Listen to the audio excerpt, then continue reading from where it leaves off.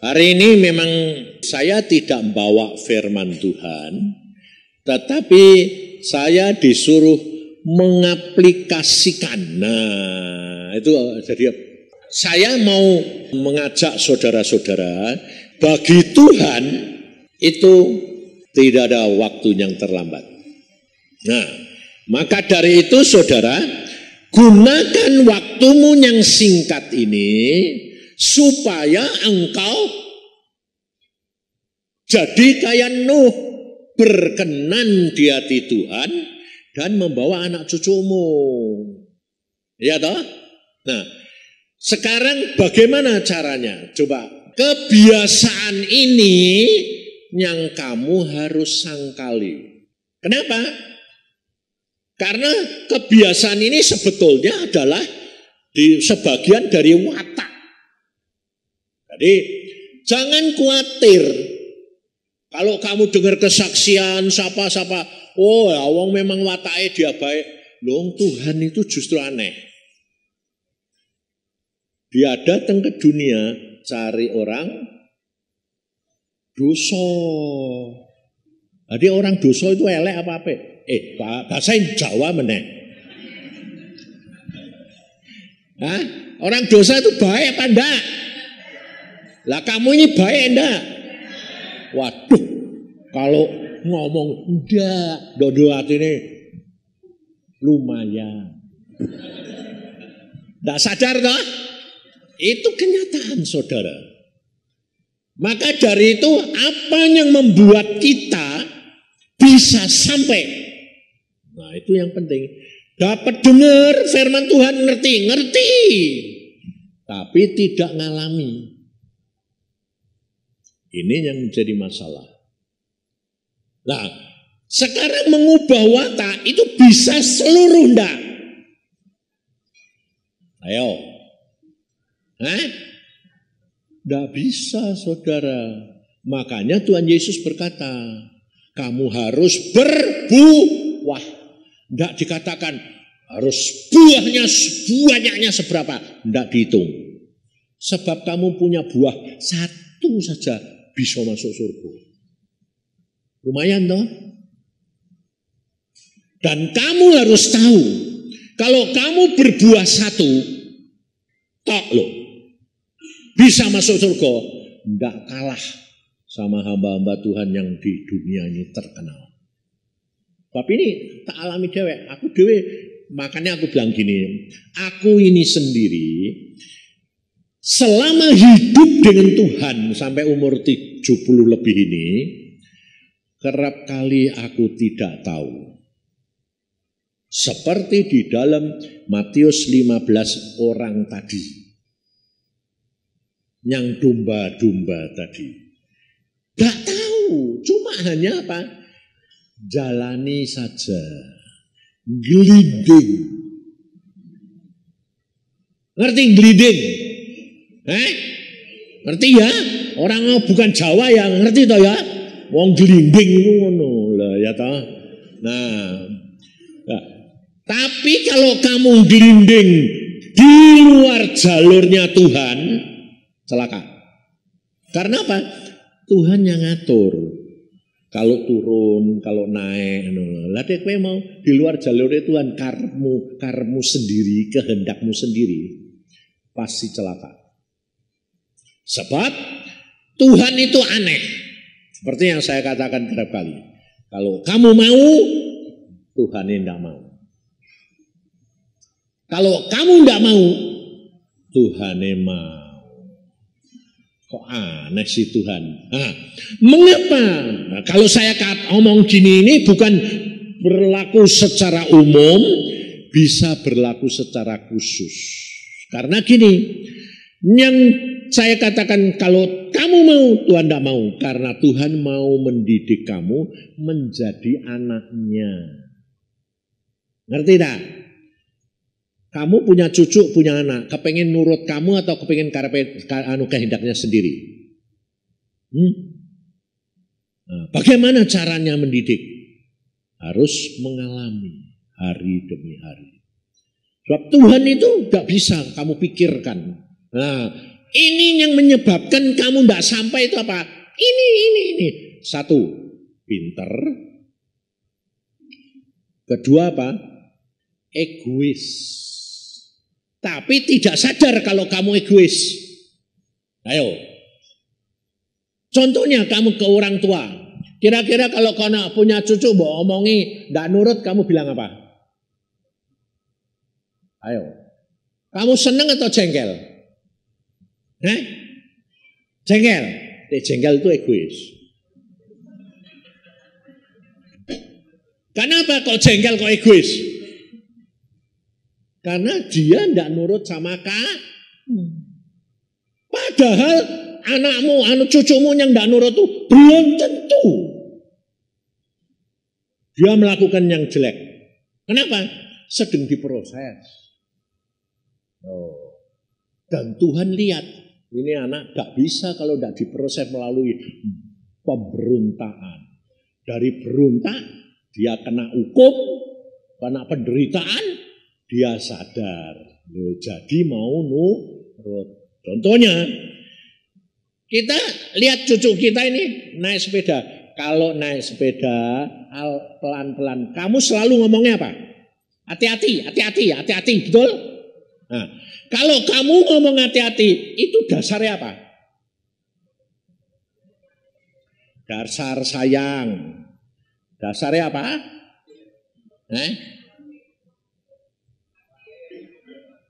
Khawatir. Ya. Nanti yang kamu omongkan, yang kamu pikirkan itu yang jadi. Sebabnya kamu selalu ngomong, awas hati-hati, engkau tek jatuh, tek tibo. Tibo tenan enggak? Hati-hati, nanti kalau jatuh sungguhan enggak? Kenapa? Itu ibu, mae pintar itu. Apa yang kamu imani, itu yang jadi. Ngerti? Kita tidak sadar bahwa omongan kita itu berbahaya sekali. Terutama omongan opa dan oma. Kenapa?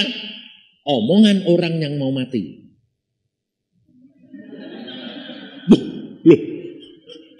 Loh, omongan opa be oma kalau mau mati, kamu baca Alkitab, selalu mesti memberkati dan mengarahkan anak cucunya, betul? Dan apa yang diomongkan itu yang, iya. Lah kok kamu tidak sadar? Kamu ngomongi saenake. Sing mbok omongke cuma apa? Kekhawatiran, ketakutan. Kalau Alkitab berkata, apa yang aku takutkan itu yang terjadi. Ayub adalah orang yang paling saleh. Dan Tuhan sendiri ngomong, tidak ada seperti Ayub. Anak-anaknya semua diminta ke ampun, lalu sang salah habis pesta, habis dia minta ke ampun, didoake. Loh, sudah didoake, sudah diminta ke ampun, malah mati. Ayo. Yeah. Itu berarti doane Ayub dikabulkan enggak? Nah iya. Doane Ayub dikabulkan pada?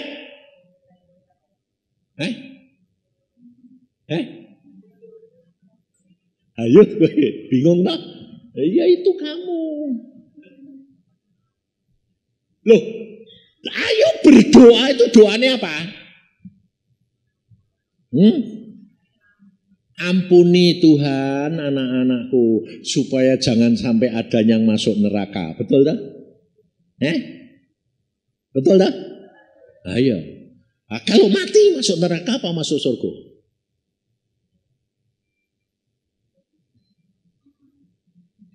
Pada saat itu Ayub itu setiap hari, setiap kali mesti mendoakan anaknya. Pas didoake, terus Tuhan lihat waktunya. Gak usah diambil satu-satu, sekaligus blek ambil semua rakontok reketek. Masuk surga. Ngerti? Tapi buat Ayub itu penderitaan enggak? Nah, makanya itu harus kamu ngerti. Kalau kamu enggak ngerti, pada waktu Ayub mengalami gitu, dia belum ngerti. Belum ngerti. Makanya di dalam kitab Ayub berkata begini. Dulu aku cuma dengar dari orang. Sekarang aku bertemu dengan engkau sendiri. Jadi aku cabut semua perkataanku dan tuntutanku. Karena aku tidak layak. Ngerti saudara? Nah, maka dari itu sekarang ini zaman ini Tuhan kirim Roh Kudus untuk apa? Menolong kamu. Dan dia tinggal di dalam kamu. Lah, dia yang memimpin kamu dalam seluruh perkara. Yang tahu pikirannya Bapa, yang tahu kehendaknya Bapa, Roh Kudus. Sebetulnya kan Tuhan sudah nyediain toh. Nah, tapi kenapa kamu ndak gunakan? Nah, karena apa? Ya maaf, ndak ngerti. Kalau ndak ngerti itu Tuhan masih mau ngerti. Tapi yang Tuhan tidak mau mengerti adalah kamu sudah ngerti, tapi kehendakmu ini yang susah. Karena apa? Karena kamu mau nurut Tuhan. Makanya saya selalu katakan, baca firman. Wah Pak, saya matanya sudah tidak bisa baca Pak loh. Tidak bisa baca. Ya kamu jalannya ada toh, suruh apa? Orang lain bacain toh. Anaknya tidak mau, cucunya tidak mau. Ngambil pembantu, baca ke. Bisa enggak? Bisa enggak? Tapi kamu bilang apa? Nah itu alasannya macam-macam. Karena apa? Alasanmu sebetulnya apa? Karena kamu mau nurut, bukan mau nurut Tuhan, tapi menurut kehendakmu. Egoismu dulu. Saya berani ngomong gini kenapa saudara? Saya ini dari muda. Karena apa saudara? Saya ini bukan orang baik. Sebab saya ini punya kelemahan yang super. Super mata keranjang.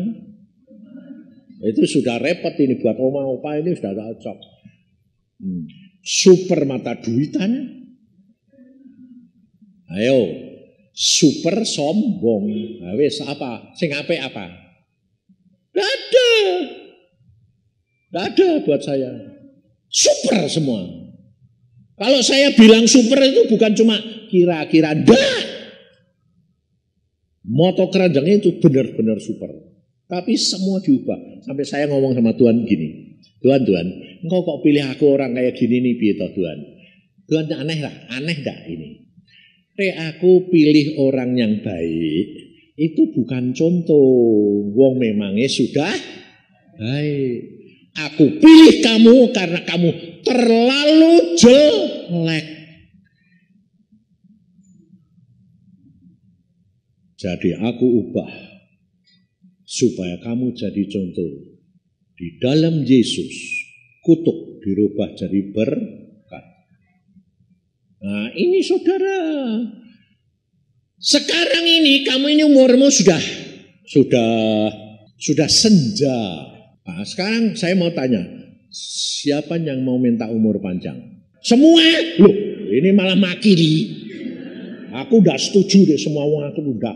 Tapi Tuhan bilang, waduh. Ini masih tak kasih kesempatan Tuhan bilang. Sebab dek sekarang nih dipanggil orang ana sing mlebu surga.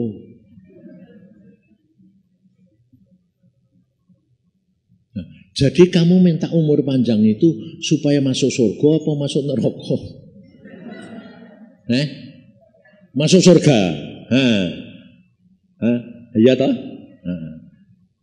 Nah, kalau kamu dikasih umur panjang, tapi kamu tidak melakukan firman, gak berbuah, masuk enggak? Lah lalu umurmu sing panjang ini kamu alami enak apa menderita? Wah, ini bilang, aku berdoa selalu, dobrak surga. Ya toh? Ya toh? Tek kowe doa terus, dobrak surga. Itu kehendakmu atau kehendaknya Tuhan? Kehendakmu. Lah kok kowe ngerti? Tek melakukan kehendakmu masuk surga ora? Ampun supaya masuk surga. Tapi kehendakmu mbok jalanke terus. Karepmu mbok jalanke terus. Ya toh? Nah, saiki kowe punya anak tapi gak mau nurut, mbok geblek atau mbok tambah mbok, ya wis gak apa-apa, ya wis gak apa-apa, mbok gebleki ndak? Ora iso geblek, terus mbok apake? Mbok biarke. Lah nek kowe dibiarke Tuhan terus piye? Ngerti saudara? Kita itu kerap kali tidak sadar bahwa Tuhan Yesus bilang, tidak ada seorang pun yang baik. Kalau engkau dan saya bisa masuk surga hanya karena Yesus. Ya, tapi bagaimana supaya Yesus mau menyelamatkan kita? Itu yang menjadi masalah. Jadi bukan permintaanmu, bukan hebatmu. Orang kayak Ayub saja tidak bisa. Kalau tidak ada anugerah.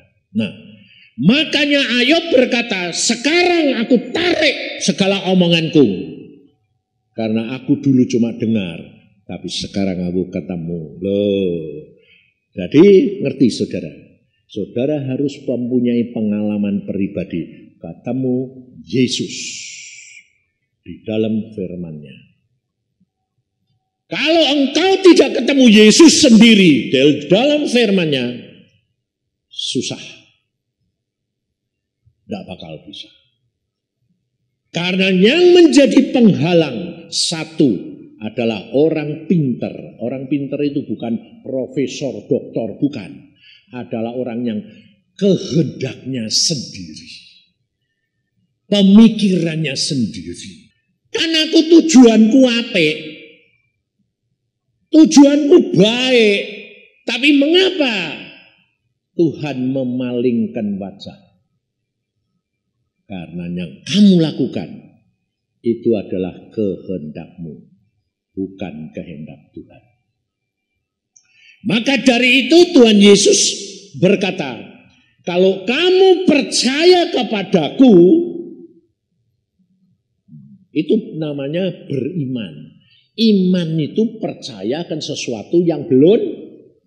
Nah, kalau kamu percaya akan sesuatu yang belum kelihatan, itu jalannya, pikirannya, dan kehendaknya Tuhan atau kehendakmu? Itu kehendak Tuhan. Karena kamu percaya Yesus, tapi belum tahu apa yang akan terjadi. Itu kehendaknya Tuhan. Makanya di dalam Yesus segala sesuatu bisa terjadi di dalam Yesus. Tapi jadinya bagaimana? Bukan kamu, tapi kehendak Yesus. Kamu belum tahu, belum tahu. Makanya sampai sekarang ini tambah tua, tambah saya mengenal Tuhan secara pribadi. Saya bilang apa? Banyak hal ku tak mengerti.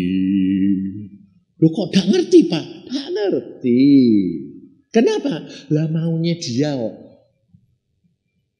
Lah kok bisa Bapak gitu? Nanti dilihat buahnya. Tuhan ngomong A, saya bilang ya jalanin aja. Gak tahu nanti jadinya kayak apa? Gak tahu. Kerap kali belum ngerti. Wong Tuhan bilang kesusahan sehari cukup. Sesok urusan kamu bisa enggak? Ayo. Ini firman Tuhan loh. Hari ini kesusahan hari ini, besok urusan besok. Bisa enggak? Jujur. Belum bisa toh? Nah iya. Nah kalau belum bisa, itu berarti kamu bisa enggak?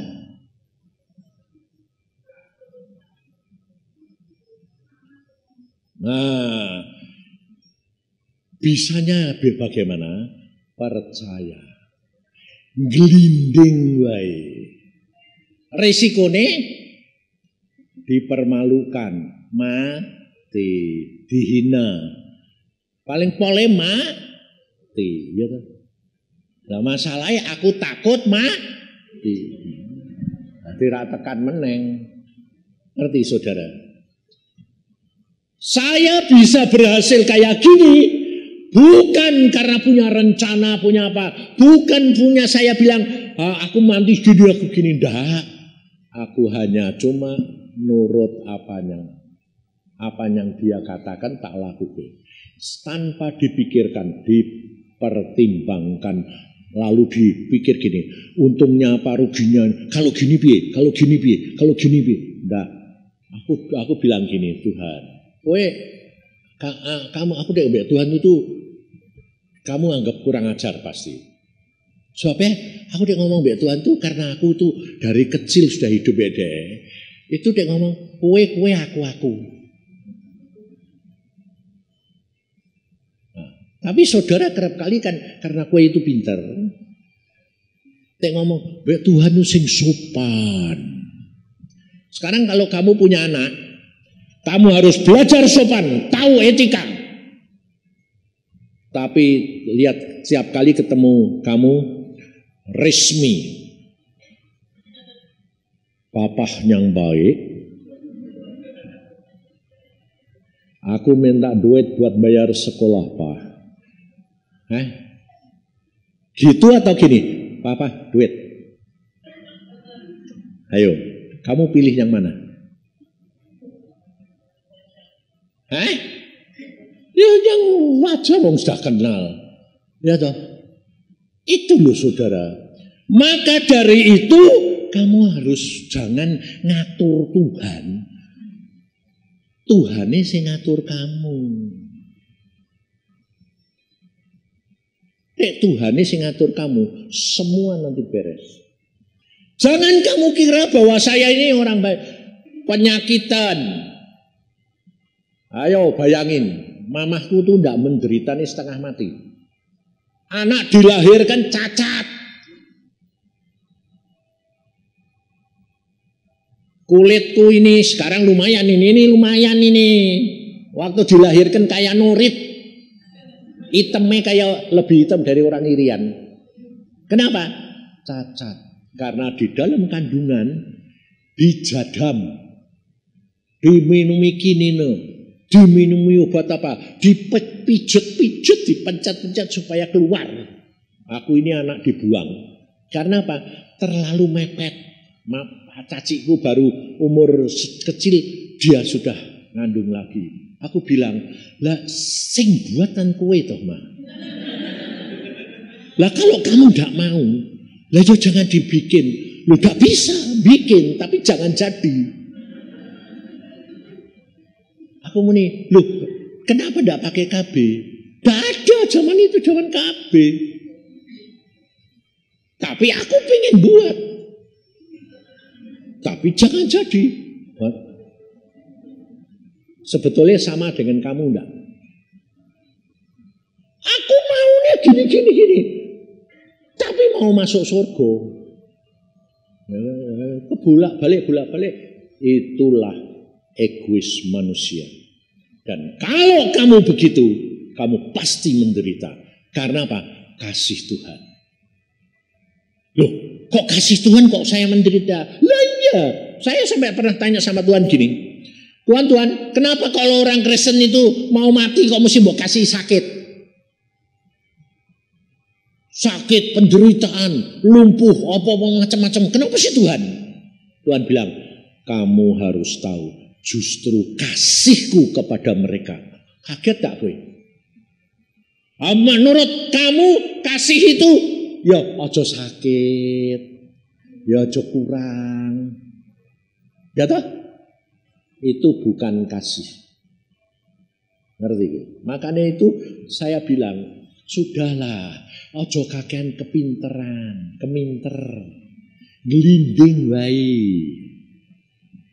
Tiap hari ngomong be Tuhan, baca Alkitab, ngomong Tuhan paksakan kehendakmu dalam hidupku. Nah, kalau tuh aku berkata paksakan itu sebab ini saya tuh diajari Tuhan dewek. Kalau kamu tidak minta dipaksa, kamu tidak akan sampai. Wow, dulunya tidak ngerti aku. Wow, dipaksa itu ada enak. Tapi Tuhan bilang, bukan itu maksudku. Aku yang merekayasa, tak putar-putar begitu rupa sebab aku yang tahu kamu watakmu. Watak ini, oh tidak bisa ini. Ada orang yang wataknya keras. Keras itu ada dua. Yang satu kalau ditegur langsung bertobat. Nyadari. Tapi ada lagi ditegur tambah keras, tambah berontak. Ya toh? Demikian juga orang lembut. Orang lembut sama. Orang lembut itu yang satu dikasih tahu, ya karena Tuhan bilang hendaklah kamu lemah lembut. Nah, tapi ini orang lembut belum tentu rendah hati. Tapi dia sombong. Karena apa? Dia ketoke nurut. Kalau takut. Tapi kalau takutnya orangnya tidak ada, balik lagi. Ayo, contohnya kamu ngalami semua enggak? Hah? Ngalami enggak? Ini ibu-ibu ini sama suami ini sama ibu-ibu. Sebabnya apa? Orang kalau kawin itu selalu sampai saya tanya sama Tuhan, kenapa sih Tuhan? Kok mbok gandengke kok mesti yang satu keras, sing satu lembek. Mbok lembek. Keras sampai keras. Tuhan bilang, lembek jadi anaknya keluarnya telo kabeh nanti. Lho ya toh? Ada keras sampai keras anaknya jadi apa? Jadi watu. Nah kenapa kok mesti keras? Supaya memperbaiki keturunan. Ya tuh, keras sampai lembek, anaknya kan pas. Nah, kita kerap kali itu memang watak bapakmu, loh. Sing bapak itu wataknya mbokmu. Ya tak, gitu dah. Tidak boleh. Sebab demikian kamu ngomong begitu, itu yang jadi. Ngerti gitu? Gak boleh. Kamu harus boleh ngomong itu watak bapakmu, tapi di dalam Yesus kamu sudah berubah. Jadi ditambahi. Makanya kalau ada orang yang anaknya nuwakal kayak dia, jangan diomongi. Kalau kamu omongi berontak, menenang. Tapi tiap malam kamu bawa di hadapan Tuhan, omongi. Gak bisa kok diomongi. Kalau tidur masa ora iso mbok omongi. Wong orang mati ya bisa diomongi kok. Betul? Kamu percaya wong mati bisa mbok omongi? Loh, kamu percaya ndak nek orang mati bisa diomongi? Loh kok diem aja bingung lah. Tandone wong pinter itu kowe. Orang mati bisa diomongi, masalahnya dia denger apa enggak. Loh betul tak? Loh kamu ngomong bewong mati iso ora? Ya iso. Kamu ngomong sebulan. Kowe iki lho dhisik nakal, kowe dhisik jahat, kowe dhisik. Ya dia diem aja betul. Makanya ada orang koma. Ini orang koma 8 tahun. Ngabiske duit toh. Ngabiske duit. Sampai omahe habis kabeh bablas. Dari kaya jadi tidak kaya. Karena habis semua tinggal badani. Akhirnya rumah sakit. wis ra iso bayar, dibawa pulang toh. Lah mati di rumah. Loh. Lah kenapa tidak dari dululah mati di rumah? Mumpung saya punya rumah. Dibuat anak cucunya lumayan.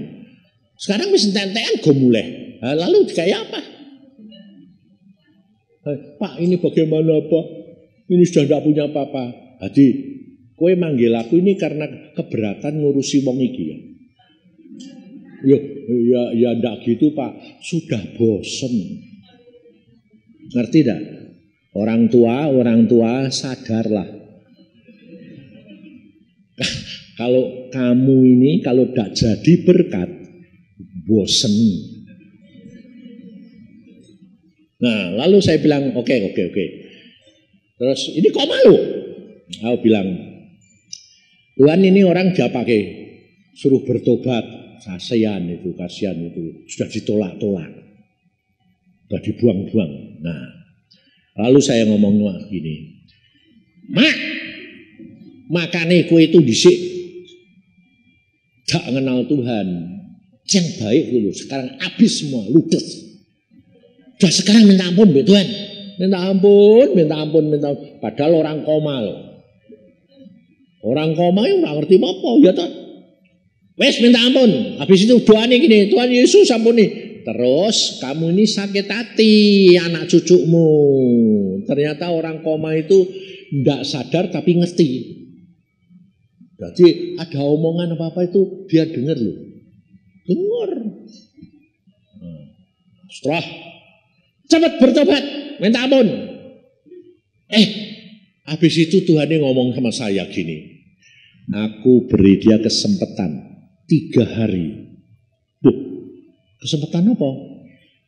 Ya tidak ngomong deh kesempatan apa, tidak tahu. Tahu-tahu deh, mbah wis ben lah. Pokoknya kamu punya kesempatan 3 hari. Selesai, cepat. Waktunya habis. Wis. Aku ngomong gitu tuh di antara anak-anaknya cucu il. Anaknya cucu itu dokter apa-apa pinter-pinter. Bar besoknya aku ditelepon. Mamae bangun. Infusi anu copoti kabeh. Terus ngapain? Mama bangun. Kumpulkan semua anak cucu. Wah, padahal wis tak duwe kok isih ngwani merintah. Nah, itu sudah karatan itu. Itu kamu itu hati-hati. Terus semua bertobat, minta ampun. Aku mengampuni kamu. Anake siji-siji diampuni kabeh. Wes, balik itu aku ya sudah minta ampun. Untung aku sudah dikasih kesempatan mbek Tuhan. Nah, terus apa? Nah, terus piye, Mak? Wes bar. Wes pokoknya wes tak beresi kabeh. Wes bar ya. Tok mati. Loh, mah. Wes mabur mamae. Ngerti saudara? Dia tidak melakukan apa-apa, tapi dia masuk surga. Ngerti? Tapi sebaliknya, orang-orang yang kenal firman, tapi tidak menjadi pelaku, melanggar firman, melanggar otoritas. Kenapa? Karena dia melakukan firman menurut pikirannya dewek. Tidak masuk. Jadi jangan merasa berjasa. Jangan merasa aku sudah melakukan ini. Tidak. Itu semua karya Tuhan di dalam diri kita. Apa yang saya lakukan semua ini apa saudara? Bukan saya. Kenapa? Saya tidak melakukan apa-apa. Tapi kenapa buahnya itu luar biasa? Karena Tuhan yang bikin. Bukan saya. Loh. Maka dari itu saudara yang tua-tua ini hati-hati. Sudah jangan kakean mikir. Terus satu kedua jangan kakean khawatir. Sebab apa yang kamu khawatirkan itu yang terjadi. Nah, ketiga jangan kepengen umur panjang. Kenapa? Sebab Tuhan yang tahu. Kowe dipanjangke, tapi nanti menderita itu buat apa? Di rumah sakit Tlogorejo, aku itu diundang. Dulu, enggak sekarang loh. Jadi zaman sekarang kalau ada apa-apa jangan panggil Yusa. Yusa sudah tuwek. Nah, yang manggil justru anaknya di Australia. Anak cucunya wis kabeh di luar negeri. Aneh, mamanya ketinggalan di Tlogorejo. Anak cucunya di luar negeri loh. Mamanya ketinggalan di Tlogorejo. Kenapa? Bertahun-tahun, umurnya sudah piro? 90. Orang mati, orang hidup, bayari terus di ICU, mati dah. Akhirnya tak merasa wah ini nanti habis semuanya. Manggil aku bilang, Tuhan aku datang dah, datang, ya wes. Sampai sana kumpul semua, Mak sudah 90, lah sudah 90 gini kok ngapain sih? Diem aja, diinfus, sembarangnya diinfus, memang semuanya serba mewah, tapi gitu tuh kamu mau enggak? Enggak mau. Jadi jangan minta umur aja. Karena pada waktu saya datang saya bilang, Tuhan ini orang bagaimana? Dia minta umur panjang. Enggak mau mati-mati. Lula terus gini nih. Lah karena aku sayang, dia jaluk, dia minta ya sudah biarin. Tengok-tengok gitu tek terus. Lula ya percuma. Lah dia senengnya gitu. Lah terus aku bilang, lah sekarang ini, lah ya sekarang anak cucunya sudah nolak semua. Lah terus begini, ya omongin loh, gelem dah bertobat minta ampun. Loh, salah itu di Tuhan. Lah ya dia karepe dewek toh, minta umur panjang terus. Ya tak culke tak deweke wis ben sak dawa-dawane kepengine sak pira. Waduh aku langsung aku bilang tak cablek lho itu. Wis ini wong ndone anu. Mak. Kowe iki ngawur aku ngono. Kowe iki mati ora urip ora ngentekno donya. Ngentekno habiske harta. Ya toh? Kamu ini bertobat aku ngono. Kamu tahu enggak? Harta bendamu ini mau anak cucumu bakal habis gara-gara kamu.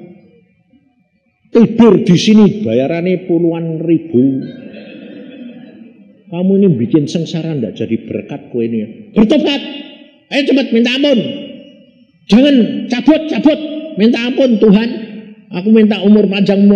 Minta ampun. Cepat bertobat. Mak ini baik lumayan. Mungkin sudah bertahun-tahun itu jadi dia merasa, lah aku ini apa? Ini kan mayat hidup. Tapi makan terus. Makannya duit.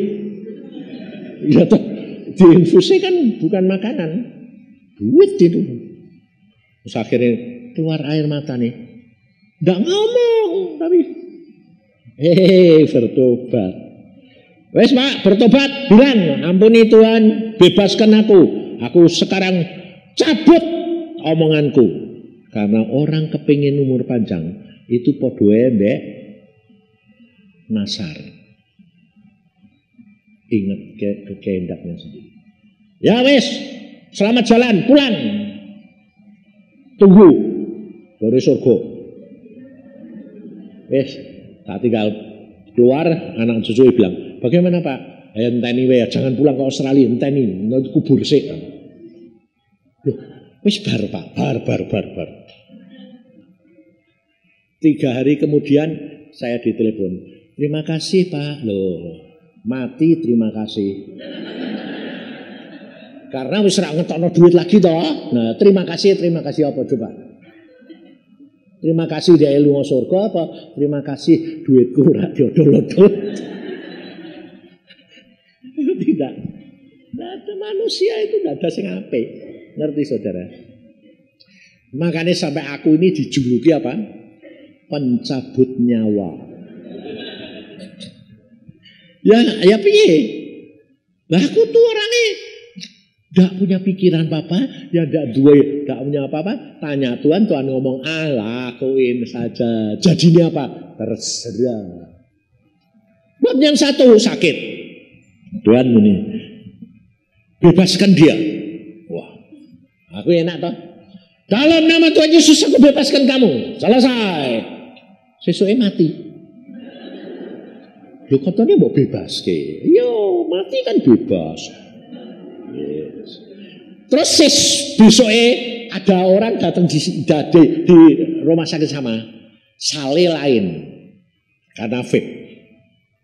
Tuhan ngomongnya gini, ini biar Tuhan bebaskan dia, sama omongannya sama, pikiranku mati, ya tak? Wong kemarin mati yo, ya tak? Wes ngucap syukur dalam nama Tuhan Yesus kamu sudah dibebaskan hari ini, plak. Besok bangun, hehehe. Aku sih, loh Pak kok bangun? Loh, gak mati? Enggak, bangun.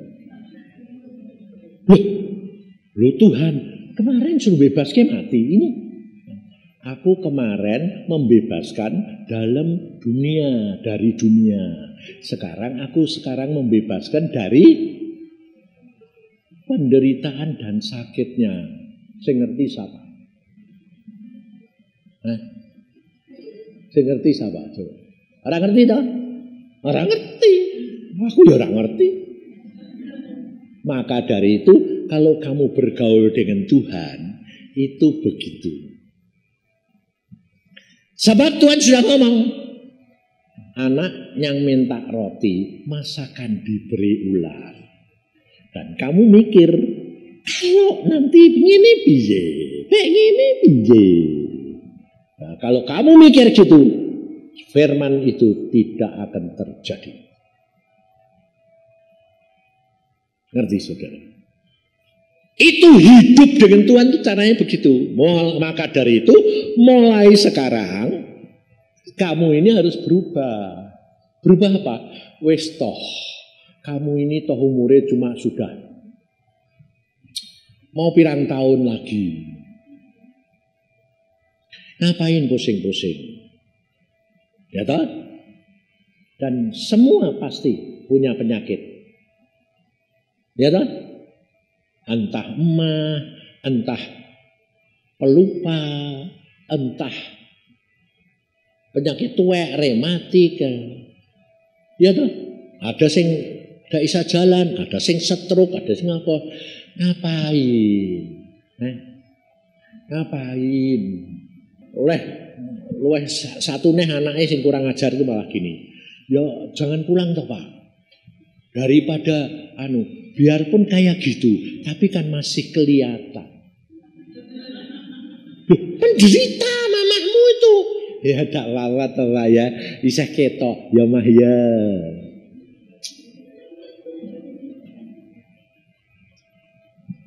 Saudara, kalau kamu sudah pernah pergi ke surga, kamu tidak bakal kepingin di dunia lagi. Ini mamahku dewek. Mamahku dewek itu sudah pulang dari Australia, sudah harus mati. Di Australia itu mati. Karena apa? Edan. Mamah itu.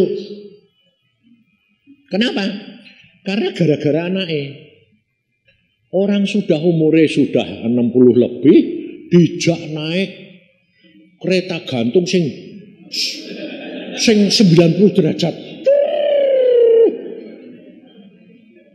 Karena dia orang tua menghibur anaknya, tidak apa-apa, aku kuat, tegang, putus sarape. Pulang berapa hari kemudian, tiap seperempat jam muter. Ngomong, muter deh. Ngomong, edan. Aku bilang, lah aku di telepon, nangis. Ini bagaimana mama kok jadi gini? Kenapa? Aku meno. Dia tidak berani bilang edan, tidak berani. Kan sopan. Mama terganggu pikirannya, jadi ini muter-muter ngomong dewek. Kenapa jadi begitu? Ya gara-gara aku sing salah, tak naik ke kereta. Iki aneh-aneh, kowe iki kepinteran. Wong orang tuwek kok mbok naik ke kereta gantung kaya ngono ku. Lho dia bilang, aku berani. Aku malah megang kamu, menghibur kamu. Ya sok jagoan wis lupa deh tuwek. Terus aku menghadap Tuhan. Tuhan, mama itu muter-muter kayak gitu ngomong itu piye? Sudah sampai waktu nih. Aku yang muni, oh sudah sampai waktu nih Tuhan. Ya wes. Kalau kamu kan pikirnya lalu gini toh, ya gini jangan gini. Percuma. Sebabnya dek kue mau, Tuhannya tidak mau. Jadi aku cuma, oh ya sudah sampai waktunya Tuhan, ya wes. Sekarang kalau sudah sampai waktunya terus piye ini? Kan dek bilang sampai waktunya kan pasti mati ya toh. Berapa lama lagi kan dokter bilang maksimal sebulan mati. Nah aku bilang Tuhan maksimal sebulan mati. Nah ini piye? Wong sing do Australia anake cuma 4 glintir. Sing 20 anak cucuke ndok Indonesia. Ini bukan mabur ngono duwite piro ini Tuhan. Iso nyewa pesawat iki. Nah, aku cuma mengemukakan Tuhan ngomongnya apa? Terus kue karepmu piye? Tuhan ngomong be aku ya cara Jawa kok. Maumu piye? Lho, ngene ya Tuhan. Lah mati dok Indonesia wae lah. Mati dok kono repot. Dok negara asing susah Tuhan. Ya kena. Oh, oleh Tuhan. Oleh. Nah, terus piye carane? Ya go mulai toh numpak pesawat. Lah dok dia pesawat muter-muter. Lah terus siapa itu? Mamai Yusa. Tuhan tanya lagi. Lah terus karepmu piye? Ya aja ngono Tuhan. Kan mamaku, aku ki hambamu. Mamae etek-etek ngono piye? Lah terus piye? Ya waraske sik lah mulai. Ya kena lho. Ngerti tak? Kalau kamu itu menyenangkan hatinya Tuhan, bergaul karib, kerap kali itu kue malah kamu ditanyain. Maumu piye? Nah, kalau kamu ditanya gitu maumu bagaimana? Hati-hati. Sebab itu ujian. Kamu tuh nurut aku atau kue masih punya kehendak. Ngerti saudara? Menurut kue piye Tuhan? Ya gini, ya wes. Ya sudah, oke. Kapan Tuhan kau mau bertindak? Besok. Aku bilang sama adikku, besok Tuhan bertindak. Wes, tak usah ribut. Bertindak apa? Orang ngerti. Terus pokoknya besok bertindak. Gak usah takut. Benar jam 2 mamah bukan puji Tuhan sembuh, malah teriak-teriak double. Waduh sakitnya setengah mati, tidak tahan aku gini. Papa bilang, loh iki piye kok tambah berlipat ganda. Aku bilang, kalau sudah memuncak itulah tandanya hampir selesai. Jadi jangan kaget. Ngerti tak? Karena Tuhan itu selalu senengnya itu apa? Sampai puncak. Sampai kamu rela 100%. Akhirnya dia bilang, Tuhan minta ampun tidak tahan. Tuhan datang. Malah ngomong, baru penderitaan gitu aja kok sudah ribut kayak gitu. Kowe coba ingat penderitaanku di atas kayu kayak apa. Kamu tuh mesti ngucap syukur. Karena kamu mengalami sedikit penderitaanku. Wah kaget ya. Terus ya terima kasih. Ya wes Tuhan, sakit kayak gini, terima kasih. Aku menanggung sedikit bagian dari penderitaan. Lalu Tuhan bilang, nah begitu, itu baru anakku. Ngerti? Terus Tuhan ngulurkan tangan dijamah tok. Klik. Wes, aras sembuh. Sempurna. Besoknya wes sembuh, pergi dokter. Dokternya kaget gitu. Hah? Bagaimana bisa sembuh? Yesus. Tapi bagian kamu mengucap syukur. Biarpun tambah menderita, tidak menjadi masalah. Karena itu bagian rekayasa Tuhan untuk kamu sampai ke tempat yang Tuhan kehendaki. Jadi ucapkan syukur. Sudah, rileks saja. Makanya kamu sekarang ini, kalau kamu ini yang sakit-sakit ini ngomong, ini caranya gini, tak ajari. Tapi tak ajari itu hatimu mesti polos, bisa dikarep meneh. Karepe gini, aku loh ya, ini pengalamanku sendiri maupun istriku.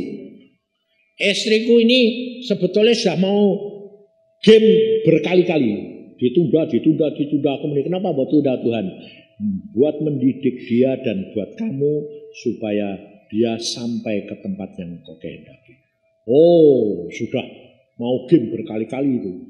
Tahun ini permulaan ada singse tapi memang pinter ya. Anaknya anak Tuhan. Datang ke rumah. Mampir mbak anaknya terus megang aku. Pak, boleh enggak? Saya apa namanya bahasa ini apa? Bongmek apa piye itu? Dimek-mek ngono lho. Dipegang. Dia cuma megang pos, dia bilang gini. Kenapa kamu? Waduh, orang umur 70 kayak gini nih, aku menemuinya tidak banyak, sedikit. Salah satu kamu, luar biasa. Semuanya itu kayak anak muda. Oh jangan gitu. Kalau anak muda, kalau mata keranjangku kayak gitu repot. Jangan. Aku tidak mau. Aku di dalam Yesus, semuanya Yesus yang ngatur. Terus dia minta izin megang polsnya istri saya. Oh ya boleh, pegang. Dipegang saudara. Setengah jam tidak dicol-colke. Loh, kita kamu. Tidak dilepas-lepas. Loh, ini sing saya ini gendeng. Oh megang aku cuma 5 menit. Dia itu setengah jam. Ada apa? Aku bingung Pak. Bingung apa? Orang kayak gini kok bisa hidup tuh piye? Jadi dia megangnya sampai setengah jam itu perlunya apa? Nyari hidupnya itu di mana? Loh, aku menilai, saya urip ngono kok. Aku menilai, iya Pak, aku ini sudah tahu Pak. Ini sudah tak punya hawa apa-apa. Hawa apa? Hawa murni. Apa itu hawa murni? Aku artis pokoknya. Wah Pak, ini orang bisa hidup, ini mujizat ini. Ini namanya mujizat tuh ini loh Pak. Orang kayak gini kok saya urip tuh piye? Lah Pak, lu sudah tak punya apa-apa kok Pak. Loh, ora mau mbak aku sih, gak apa-apa kok aku bilang. Ya gak bisa Pak. Loh ya wis nyata nih, hidup gak? Ya. Ini yang dikatakan di dalam Yesus tidak ada yang mustahil. Ngerti saudara? Bingung deh. Setelah itu setengah tahun kemudian, jadi bulan apa itu setengah tahun itu datang lagi mampir. Dia Pak, wah ini si konstan ini hebat. Istri ya Pak, istri Pak. Pegang, bingung meneh deh. Loh, ada apa? Waduh, Ini sempurna hidupnya loh. Dia winginane gak bisa hidup, ini iso hidup. Lah ini Pak, aku jadi bingung jadi sing saya ini. Karena ternyata kepandianku ndak jalan. Orang yang ndak bisa hidup, hidup. Yang aku datang lagi ini mau lihat wis mati dorong, malah urip. Wah ini sempurna lagi Pak. Udah mau pergi mana saja boleh. Lah dhisik meh mati ya pergi kemana saja boleh. Wong naik mobil be aku ya saya tak ngebut. Istriku tuh dulu saudara tahu naik mobil Mercy. Kalau mobil Mercy loh naik 5 menit muntah. Jalan sedikit muntah. Sekarang punya Mercy jalannya 170 tidak apa-apa. Di dalam Yesus segala perkara mungkin. Ngerti tidak? Wis toh, jangan pakai pikiranmu yang lama. Yang baru bersama dengan Yesus. Jadi tak ajari gini. Kalau kamu sekarang ini menderita, kowe ngomong mbek Tuhan Yesus, tapi harus pikiranmu, mbek hatimu ini polos. Polos. Artinya polos apa? Mau nih rencana Tuhan apa? Itu pasti baik. Kalau Tuhan ini keadaanku gini, ini aku kena stroke, ini lumpuh, ini aku kena rematik, ini apa, ini gini Tuhan, itu jujur sama Tuhan. Kemukakan. Habis itu apa yang aku harus lakukan. Nah, wes, jangan mikir. Nah, terus tapi wong kamu itu terus terang mikir, lho Pak, lah aku ditawani jamu, ditawani pijet, ditawani terapi. Loh, ya udah apa? Bukan tidak boleh. Kan tadi kita berdoa, maumu apa Tuhan? Silahkan paksa, rekayasan supaya aku menyenangkan hatimu. Jadi kalau ditawari, ya kowe ngomong, Tuhan, aku ini ditawari obat ini. Menurut engkau piye? Nah, terus kamu mesti jawabnya bilang, iya Pak, aku sudah ngomong gitu, tapi ndak denger lah itu jangan ngatur Tuhan meneng. Aku ndak denger. Jadi kowe kepengine Tuhane ngomong mbek supaya kowe denger toh, iku ngatur. Susah toh? Gak boleh. Glinding ora entuk ngatur sing duwe dalan. Berarti ini obat Tuhan ini piye?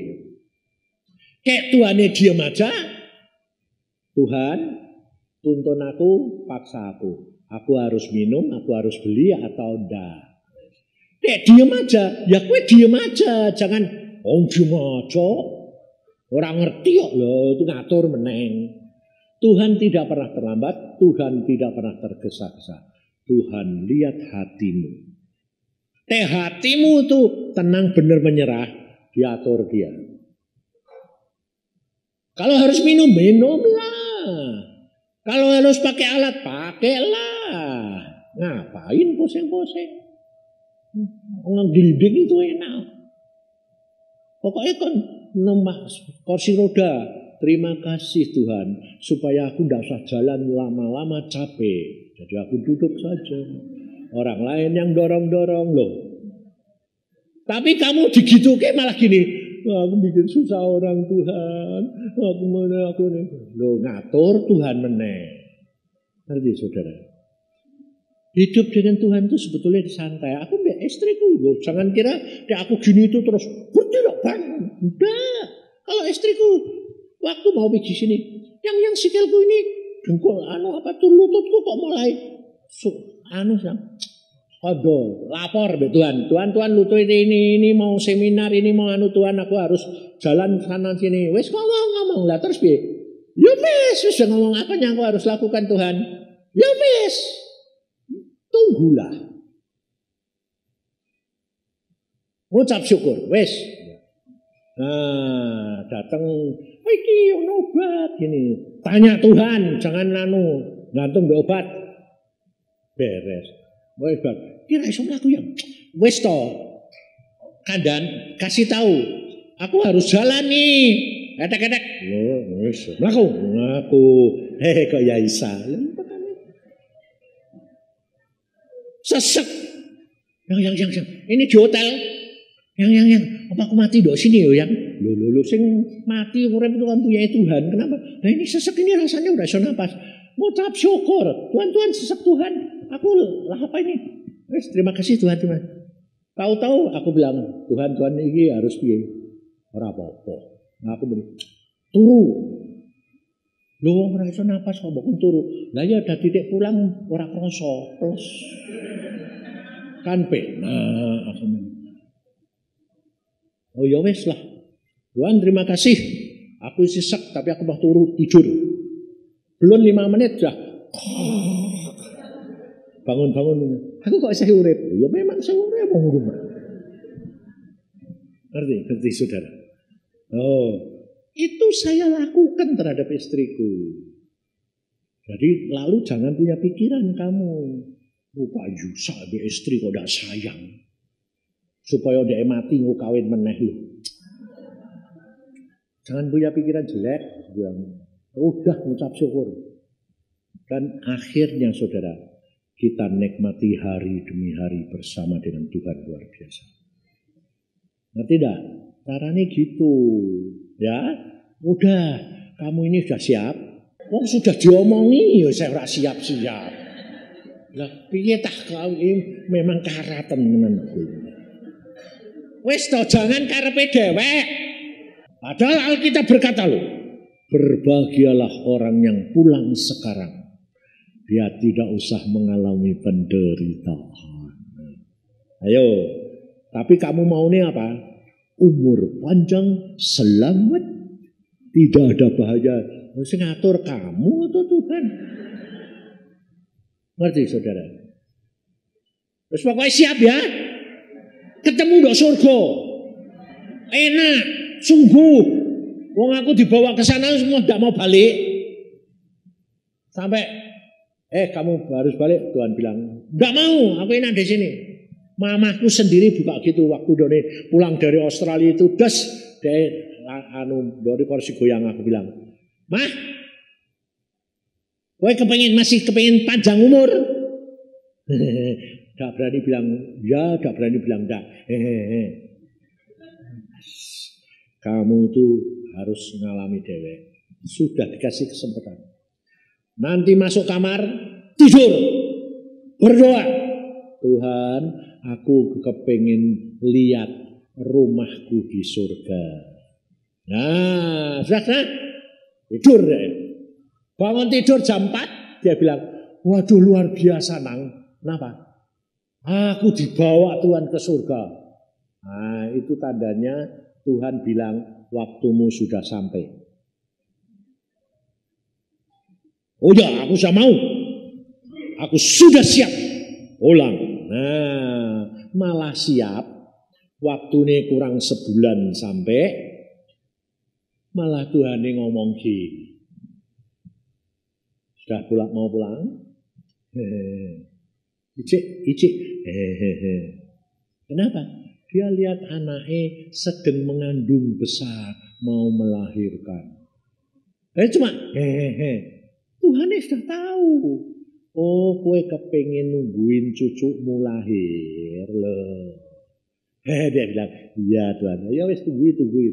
Tunda lagi anaknya lahir, cucunya lahir. Tuhan bilang, sudah waktunya. Waktu saya mau pergi ke Semarang, mampir Cirebon, Tuhan bilang ini, mama sehat loh. Beri selamat jalan be mamahmu. Kenapa Tuhan? Minggu depan tak bawa pulang. Masuk kok. Ya wis. Aku masuk kamar santai wae ora usah nganti piye Tuhan ora. Mah. Selamat jalan. Mana padang? Minggu depan pulang ke surga. Oh, papa langsung matanya bunder. Anak edan. Kenapa? Aku ini. Mamahmu iki doake supaya umure dawa. Ngawur kowe iki aku ngono. Wong tuane ngomong minggu depan pulang. Kamu harus doa. Dak. Pokoknya Tuhan lebih menyayangi. Aku udah Ungaran, udah kamar loh ini. 2 hari kemudian, saya sembahyang jam 2. Pintuku dibuka orang. Kletek. Siapa Tuhan yang buka? Mamahmu minta diri. Waduh. Nah ini loh. Manusia tetap manusia. Saya saat mamah minta diri, saya timbul, daging saya timbul. Tuhan, bolehkah aku mampir Cirebon untuk ketemu mama sebelum dia berangkat? Tuhan tidak bilang boleh, tidak bilang tidak. Dia ngomong gini, apakah engkau mengasihi aku lebih daripada ibumu? Bayangin saudara, saya ditanyain gitu langsung nangis. Saya cuma bilang gini, tidak jadi pergi Tuhan, karena aku tahu engkau tidak setuju, tapi aku harus melayani engkau. Oke. Saya bilang, aku harus melayani. Saya pergi Kudus, saya khotbah di Kudus, KKR, jam 7, hampir selesai itu, jam 7 selesai. Jam 7 kurang 10 menit, berhenti aku khotbah. Kenapa? Aku lihat mamanya mabur. Lalu di angkasa dia bilang, selamat tinggal anakku. Selamat jalan mama. Kalau sing khotbah kan bingung, sing dengar. Lo berhenti khotbah, selamat jalan mama. Oke, kita ketemu di surga. Selesai, saya dicari istri saya, ditelepon seluruh Indonesia, tidak ketemu. Istri saya dimarahi sama adik-adiknya. Makanya kalau kakak khotbah itu kamu harus tahu di mana. Loh, istri saya bilang, kamu kan tahu watak kakakmu, tidak pernah punya tahu telepon, tidak pernah punya handphone, tidak mau tahu. Lah ini bagaimana mama meninggal kakak tidak tahu? Pasti Tuhan dikasih tahu. Selesai khotbah 7:30 selesai semua. Tolong pinjam telepon. Saya teleponin terus ke istri saya. Yang mama berangkat. Lah kamu di mana? Oh aku di Kudus. Kok tahu kowe? Tadi jam 7 kurang 10 menit mama terbang. Dia berkata, aku selamat jalan anakku, selamat tinggal. Saya kan cuma kepingin waktu doa kan kepingin kalau mama mau pulang aku ketemu. Betul? Tuhan bilang, apakah engkau mengasihi aku lebih daripada ibumu? Loh. Tak jadi.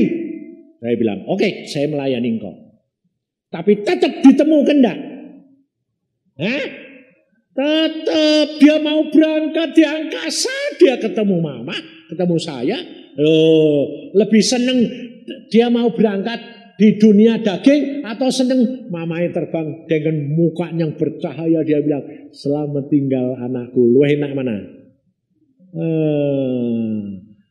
Jadi saya bilang, oh engkau itu sangat sayang. Loh, saudara.